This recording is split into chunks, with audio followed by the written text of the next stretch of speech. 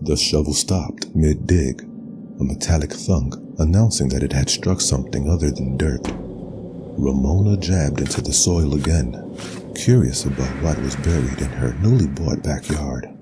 Her brow crinkled in annoyance at how poorly her plan to plant a wisteria tree was going, but the prospect of buried treasure quickly ignited a childlike excitement in her.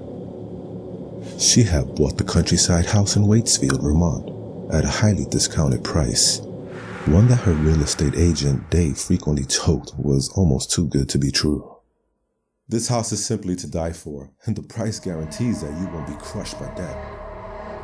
He had promised to be close by if she needed anything, and told her that if she ever wanted someone to show her around the area, she could give him a call.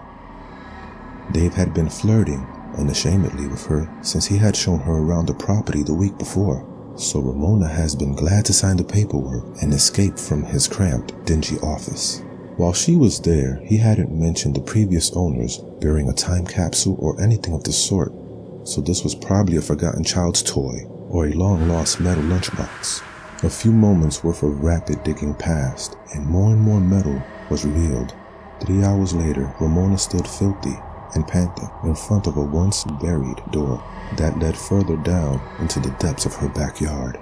She had expected a palm-sized object to be unearthed, not something that belonged on the side of a house.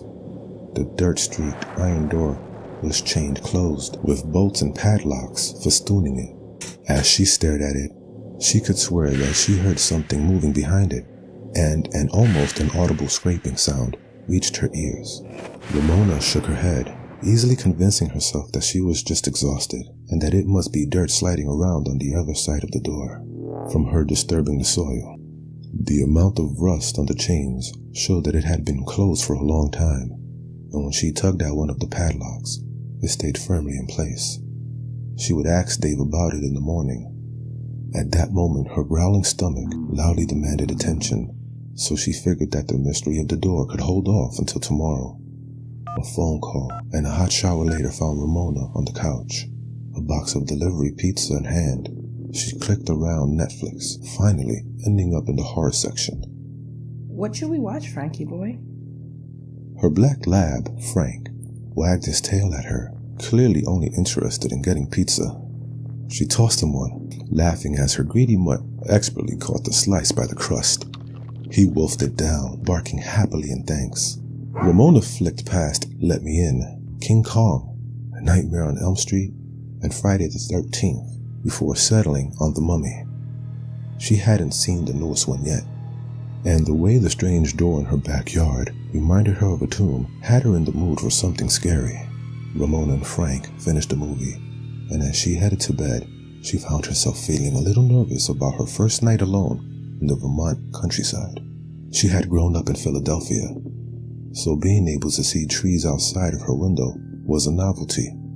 The house was also full of odd creaks, which Dave had assured her was just a house settling in. The wind was knocking a few of the old-fashioned shutters against the side of the house, so she made sure to latch them in place before getting in bed. There was no use in scaring herself silly over a window. At around 4 a.m., a deep growl woke her, and she took a moment to process what was happening. Frank was out of the bed, something her lazy mutt hated doing at night, and he was staring at the far window. Ramona could tell that it was the one overlooking the backyard, and the sight of her normally placid dog's raised hackles was a bit disturbing. Frank, come. When he ignored her, Ramona got out of bed, her slipperless feet wincing away from the cold, hardwood floor. She grit her teeth and made her way to the dog, gently tugging at his collar to get his attention. In the moonlight, she saw his eyes shift over to her, but he wouldn't budge. He was clearly guarding the bed and wasn't about to leave his post. Damn it, Frankie, get in the bed. No response. Not even a tail wag. Ramona let go of his collar, making her way gingerly over to the window closest to her bed. She was sure that all he was freaking out about was something new to him, like a deer or maybe a coyote. Just to be safe, she pressed her hand to the glass and peered around the yard, her eyes straining to make anything out in the darkness of the cloudy country night. She checked the first 2 windows, each with the same result. There was nothing moving about out there, not even so much as a leaf blowing across the grass outside. She let out a frustrated sigh, her annoyance level spiking with each window that proved there wasn't anything her dog should be upset over. By then her feet were freezing, and getting in bed was more tempting than checking the last of the 4 windows. The moment she turned to go back to bed was when the harsh ringing sound of heavy chains heaping together caused her to jump and shriek. Ramona ran to the final window, her eyes growing wide at the sight of the now open doorway. That was when Frank decided to run out of the room howling, his paws skidding on the wooden floor as he pelted down the stairs and out the doggy door. Ramona ran after him, barely stopping long enough to grab a flashlight out of a kitchen drawer. She threw open her front door, darting into the yard after her best friend. Her shrill pleas for Frank to come back went unheeded, and just as he rounded the corner of the house closest to the buried door, she saw something move in it, then disappear. She skidded to a halt at the maw of the door, her hands shaking so badly that the flashlight beam was dancing. Ramona could hear Frank moving further and further away, and in a moment the sound was smothered by the musty air wafting out of the doorway. All she wanted to do was call the police, but she didn't want to get in trouble for wasting their time. Plus, with how far out in the country she lived, Frank would have gotten hurt by the time they would make it there. She would just have to rescue him herself.